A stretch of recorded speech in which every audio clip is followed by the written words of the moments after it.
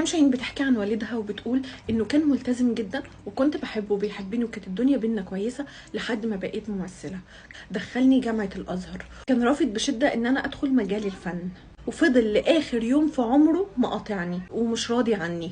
لكن الحقيقه ان انا كنت بحبه جدا لحد ما في مره عمل موقف خلاني عدوته للابد. حسيت من الموقف ان ده مش ابويا، ده اكيد عدوي.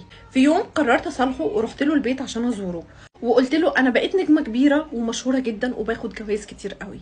لقيته عامل لي شريط فيديو مجمع لي فيه كل المشاهد الساخنه اللي عملتها في حياتي كلها. مشهد وانا بتباس من ممثل، مشهد وانا بتحضن من ممثل، مشهد وانا لابسه فيه لبس خادش للحياه، مشهد وانا برقص.